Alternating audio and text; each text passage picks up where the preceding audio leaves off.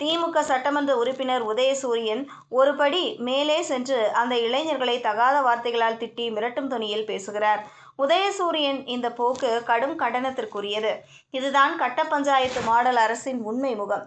திமுகவின் வெற்று விளம்பரங்களை நம்பி தமிழக மக்கள் ஏமாந்து விடுவார்கள் என மனக்கோட்டை கட்டி வந்த திமுக தலைவர்களை போகும் இடங்களையெல்லாம் மக்கள் தங்கள் கேள்விகளால் துளைத்தெடுக்கிறார்கள்.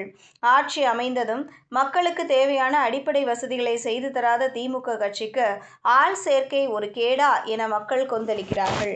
அதை எதிர்பாராத திமுக தலைவர்கள் என்ன செய்வதென தெரியாமல் தங்கள் நிதானத்தை இழக்கிறார்கள். மடியில் கனமில்லை என்றால் வழியில் பயம் எதற்கு? கடந்த 4 வருடங்களாக கால் வைக்கும் இடங்களிலெல்லாம், கை கிடைக்கும் துறைகளிலெல்லாம் ஊழல் செய்துவிட்டு தேர்தல் நெருங்கும் நேரத்தில் ஒன்றும் தெரியாதது போல் மக்களை சென்று நலம் விசாரித்தால் இதுதான் நடக்கும். கோடி கோடியாக மக்கள் பணத்தை கொள்ளையடித்த திமுக அரசின் அழிவிற்கான ஆரம்பம் இது என்று விமர்சித்துள்ளார். இதுபோன்ற செய்திகளை தெரிந்து கொள்ள செய்தி புனலுடன் இணைந்திருங்கள்.